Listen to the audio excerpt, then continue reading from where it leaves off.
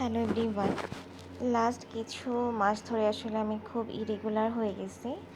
চ্যানেলে তেমন কোনো ভিডিও দেওয়া হয় না, কিছু ব্যস্ততার থেকে আসলে। সো এটা হচ্ছে আসলে আমি একটা কাজিনের বিয়েতে গিয়েছিলাম, সেই বিয়ের পরের দিনের ভিডিও থেকে স্টার্ট করছি। তো মেয়ে চলে যাওয়ার পর, মানে বিদায় দেওয়ার পর পুরাটা বাড়ি একেবারে ফাঁকা হয়ে যায়। আর শীতকাল ছিল, একদম পুরো জমজমাট বিয়ে বাড়িটা যখন আসলে ফাঁকা হয়ে যায় তখন খুবই খারাপ লাগে দেখতে, আমার কাছে মনে হয় পার্সোনালি। তো এখানে হচ্ছে অনেক ভোরবেলা আসলে উঠে মেয়েকে বিদায় দিতে হয় সূর্য ওঠার আগে। আর এখানে হচ্ছে আমার খুব মাথা ব্যথা করছিল, একটু শুয়েছিলাম। তো এটা হচ্ছে বৌভাতের ভিডিও, দিন সকালবেলা, মানে বৌভাতের দিন সকালবেলা।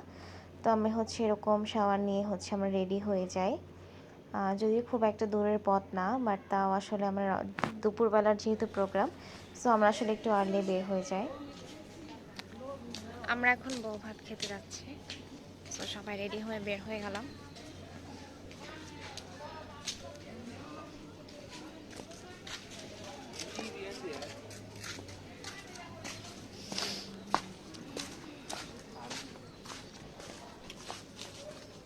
তো এখানে হচ্ছে আমি রেডি হয়ে বাড়ি থেকে বের হয়ে গাড়িতে উঠবো। এখন আমরা সবাই রওনা হব একসাথে। গাড়ি একদম টোটালি খালি হয়ে গেল, সবাই বের হয়ে গেলাম। তাই তো এই যে গাড়িতে উঠে গেলাম, এক এক করে সবাই উঠছিল, একটু সময় নিচ্ছিল। আর আমার আসলে খুব বেশি সাজ বলতে আমি ঘুরে ফিরে এই সাজই দিই, বিয়ে হোক আর যেটাই হোক, সিম্পলের মধ্যে। তো এটা হচ্ছে আমার মামাতো বোন, ওর পাশে বসেছিলাম আমি, তো ওর সাথে হচ্ছে একটু ভিডিও করছিলাম। তো এখানে হচ্ছে আমরা যেয়ে খেতে বসে যাই, ভালোই দুপুর হয়ে গেছিলো। তো এখানে হচ্ছে একটা ভর্তা ছিল মাছের, কখনো আসলে আমার ওভাবে গ্রামের বিয়ে খাওয়া হয় নাই, বাট এরকম ভর্তাটা খুব ইন্টারেস্টিং ছিল।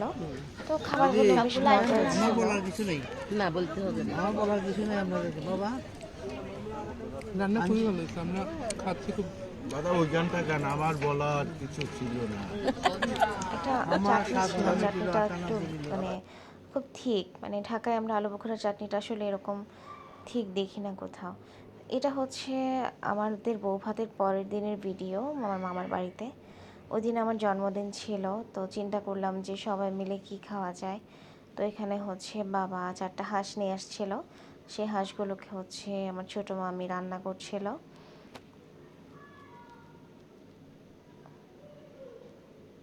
কারণ আমরা বিয়ের মধ্যে কয়েকদিন চিকেন খেতে খেতে এত বোর হয়ে গেছিলাম, তাই ভাবলাম যে আসলে মাটন যেহেতু আমরা অনেকে খাই না, তো হাঁসটা শীতকালে আসলে খুব ভালোই যায়। তো এই জন্য আসলে আমরা হাঁসটা বাবা নিয়ে আসে। তো সাথে আরও ছিল বেগুন ভাজা, চাটনি, খাবার দাবার ছিল।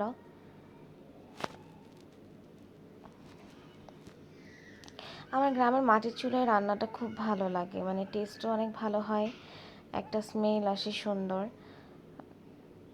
খুব এনজয় করি আমি জিনিসটা। আগে তো প্রতি বছরই আসলে যাওয়া হতো একবার করে, এখন আসলে কোনো প্রোগ্রাম ছাড়া যাওয়া হয় না, সময়, ব্যস্ততা, কাজ সব কিছু মিলে।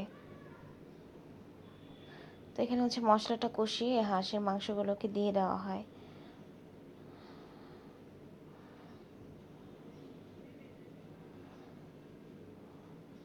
তো এখানে হচ্ছে কষানোর পর হচ্ছে পানি দিয়ে দেওয়া হয়।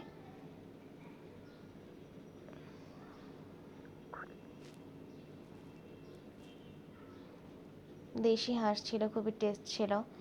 আর এখানে একটা কেক কাটে, কেকটা আমার মামাতো ভাই, সে আমার ছোট, সে আমাকে কেকটা গিফট করে বলা যায়। মানে সে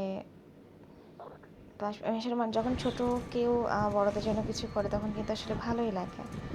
এটা হচ্ছে পরের দিনের ভিডিও। আমরা হচ্ছে ঢাকার উদ্দেশ্যে রওনা হই, আমার মা থেকে যায়, আমি, আমার ভাই এবং আমার বাবা আমরা ঢাকার উদ্দেশ্যে রওনা হই।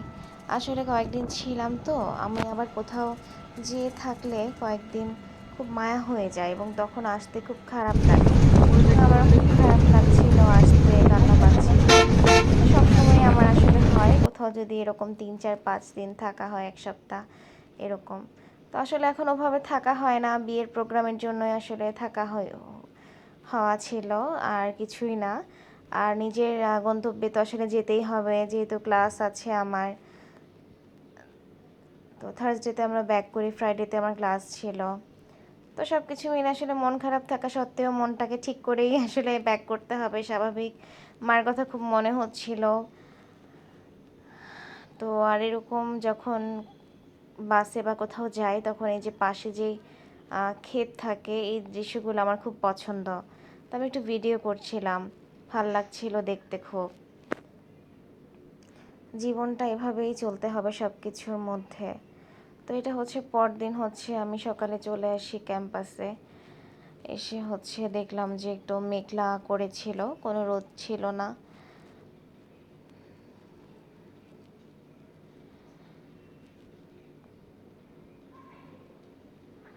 তো তারপর হচ্ছে আমাদের ক্লাস শেষ হয় দুপুরের আগে, লাঞ্চের আগে যে ক্লাসটা ছিল। দেন শেষ করে হচ্ছে এখন পাশে হলের একটা ক্যান্টিনে যাই খেতে। বাট আসলে খেতে পারছিলাম না, যা খাবার এটা আসলে খাওয়ার মতো না। তারপরও কি করা, খাবার যেহেতু নিয়েছি নষ্ট করার মতো না। Thanks for watching.